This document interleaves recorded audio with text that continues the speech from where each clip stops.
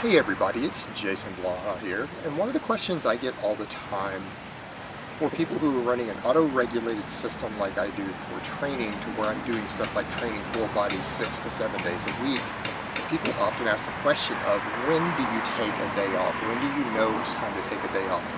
And I think this is true universally of any high frequency system that you're running. It doesn't matter if you're running a full body like I'm doing, or something like a 6-day a week push-pull legs, or a 6-day a week upper lower. These sort of systems, you shouldn't set them on a 7-day schedule. When you're training with that type of frequency, you need to learn to listen to certain cues from your body and take days off accordingly, and just rotate your schedule around that. So that every week you're not necessarily always going to have a push day on Monday, because it's going to get bounced around at some point due to needing days off. Now for me today, I went to warm up. I walked over to my storage unit where I keep my gym. I walked up the first set of stairs, and when I walked up those stairs, my quad started cramping. So I immediately just turned around and went home. Now I will probably do a little bit of upper body stuff at home. I'll probably do some chin-ups and curls, maybe some side laterals, but nothing heavy. Because for me, that is an absolute sign that I am on the verge of overreaching. I need a day off, and for me, my body will go ahead and recover, and I'll be able to come back tomorrow and hit big numbers. But muscle cramping in any major muscle group, like quads, your glutes, your lower back, your lats, things like this are an absolute sign. And this is actually something that will happen to you if you're running a really high frequency training program. If you're training more than 4 days a week, you are invariably going to get this sooner or later.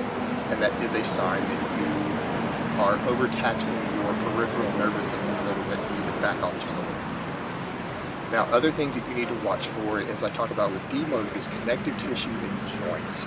So anytime you're feeling inflamed connective tissue, or your joints hurt, you need to avoid training those body parts at least. If you go in, you're going to have to switch something up. If you're on some sort of rotation where you were doing push-pull legs, for example, and your elbows or your tricep insertions start hurting, you're going to have to do nothing but squatting that day. I would recommend that you do nothing that involves the tricep, and be very leery of even pulling or curling motions.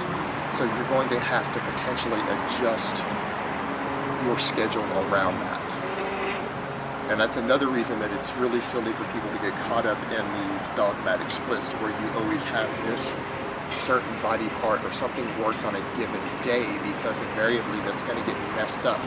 When connective tissue or joints are inflamed, or certain muscles start cramping, that's going to mess with your rotation. So you have to be willing to be flexible in those things.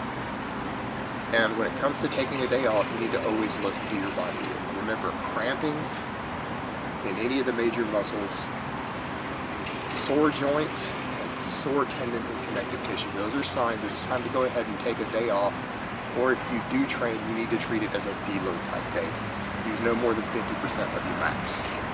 Alright guys, so that's really all I have to say on that today. Let me give you guys a bicep shot before I go. And I will talk to you next time.